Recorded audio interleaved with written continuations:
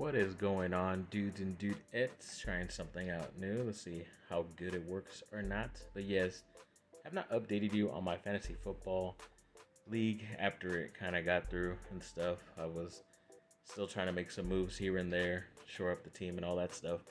And so I'm going to finally show it to you. I did change the name.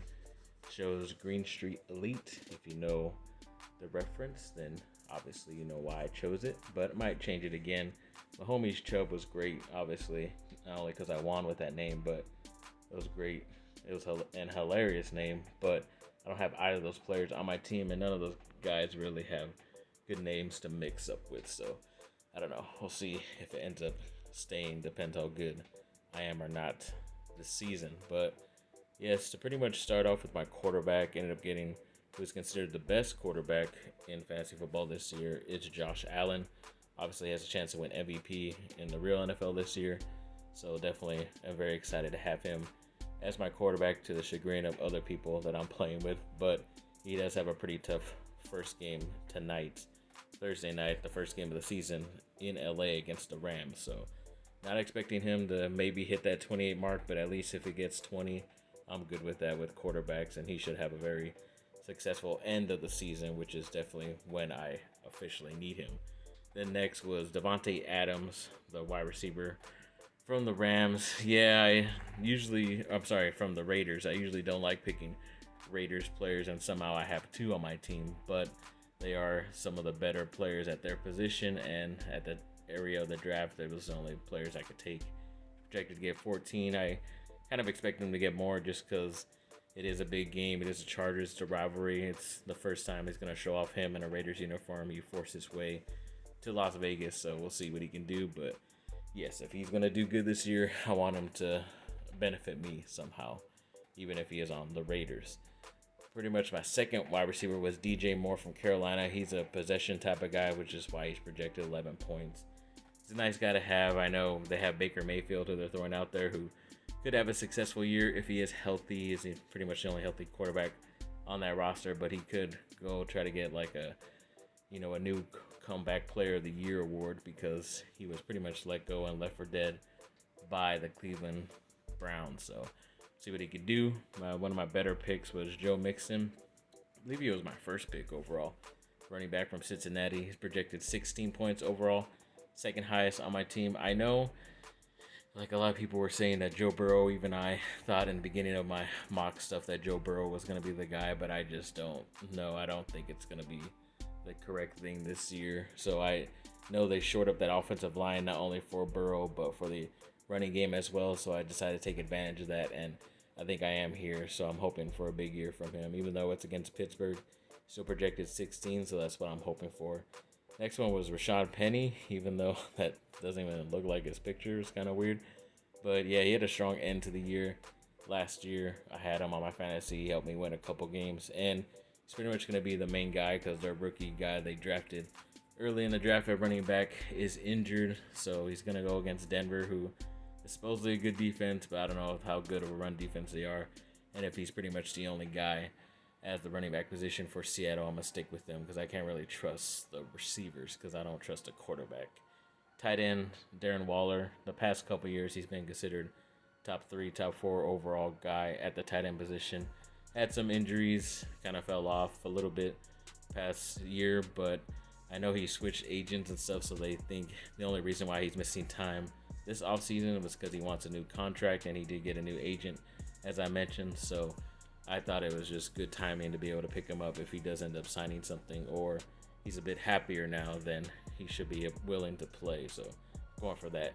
And Diontae Johnson, who may be considered a better guy than like a DJ Moore, but for some reason fell a little bit in these drafts, and so I decided to select him. He's from Pittsburgh, wide receiver. He's projected 9 points, and I thought the shoulder injury was going to be pretty much nothing, but it looks like it's a little bit more serious, which kind of sucks. But I have a couple other guys on my bench, and I'm excited about this year as well, so not really worried. Kareem Hunt, second running back in Cleveland. He's going to get opportunities whether Nick Chubb is out or even if Chubb is there. So even as a backup guy, he's projected 10 points, which is really nice. And they're going up against, Carolina, who can be off and on, especially on defense. So hopefully they're off that game. Brandon Ayuk is a wide receiver from the 49ers, who, yeah, he was predicted 7 earlier in the week. Now he's predicted 9 because I think George Kittle, their tight end, isn't going to be playing. But see, once again, that's why you got to pick the correct guys because, yes, I had Deebo Samuel last year. He was a great pickup, won me my league, but I had to go with the other guy who's been getting a bit more talk in training camp, and that's been Brandon Ayuk. So hoping for a big season for him. Same thing with Darnell Mooney. He's pretty much the #1 receiver in Chicago's wide receiver lot, and he's going to be getting all the catches. And this is, of course, a PPR league, so you get points per reception. So looking at that, and even Christian Kirk, who got paid a lot of money to go to Jacksonville, the #1 receiver on their roster. So you got to pick up the #1 guys, even if they're maybe not on the better team, but you still have to pick them just because, you know, they're going to get work. Darrell Henderson Jr. is another guy where I'm like, kind of questioning just because there's some talk that even the rookie from Notre Dame might get more leeway and more playing time depending how situations go with him and Cam Akers. So it's kind of crazy what goes on with the running back room with the St. Louis, the Los Angeles Rams, but we'll see. You never know.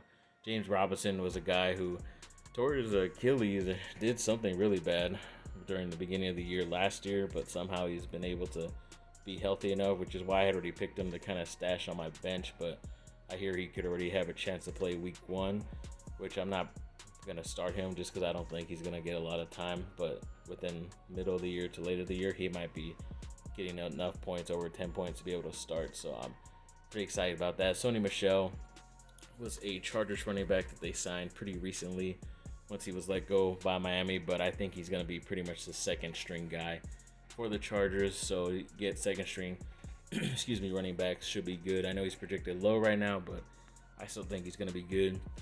Jarvis Landry was a guy I did not draft, but saw him on the waiver wire. I had to pick him up, traded him out for a rookie receiver I had just because I know when I saw the last couple of preseason games for the Saints, they were throwing a lot to him, and he's a slot guy, so I know Winston likes to throw down the slot as well, and he kept looking for him quite a bit, so I'm sticking with that. He looks like the #1 option for now before the rookie Chris Olave breaks out. Miles Sanders is the starting running back pretty much for Philadelphia, even though they're looking to go with multiple running backs, a committee approach, and for some reason someone had let him go in the waiver wire, so I picked him up because I'm only able to do this because I have 3 guys on my injured reserve or IR spots, because I know a lot of these guys aren't going to be playing the first at least 4 games of the year, especially Jameis Williams, the Detroit wide receiver, and Brian Robinson Jr., the Washington running back, both rookies, but for other reasons, for separate reasons, they're not going to be playing, but I think they could contribute later in the year, so I'm just stashing them for that in case some of these other guys will end up panning out. Then Michael Gallup was, I believe, my last pick of the draft. I just felt he's getting a lot more healthier. He did sign a bigger contract, and he's pretty much the second string receiver out there for the Cowboys, and he's going to be like 3rd in line to get the receptions as well. So that's what I'm sticking with right there. Kicker is Denver's Brandon McManus. He's been a pretty solid kicker for his career, and now that he has a really good quarterback on his side, Russell Wilson, they're going to be in scoring position a lot, and he could kick 50-plus yard field goals, especially when he's in home at Denver. So I'm pretty sure they're going to be going to him a lot. So I ended up switching the kicker Prater from Arizona out for him just because I just thought he was going to be a better option. And I went with the Colts for the defense. They just have always had a very consistent, very productive defense, always a lot of takeaways and stops and stuff. So I'm going to stick with them. They have a lot of very talented players. So yeah, that's pretty much how my draft ended up going. I am, of course, playing the first timer, Linda. It's an astonishing team. She's projected 145 points on 138. She has a 55% chance to win. She has some good players: Lamar Jackson, Mike Williams for my Chargers, Cam Sutton, Austin Eckler, most likely our first pick, Aaron Jones, running back from Green Bay, Mark Andrews, top tight end, Cooks, Edwards-Helaire, don't really trust him, Gold, and the Los Angeles Rams defense. So technically, my quarterback is going up against her defense today. So we'll see who gets the more points out of that. You never know. So it could be an interesting matchup. See how this goes. But yes, Linda, you're going down. Going down.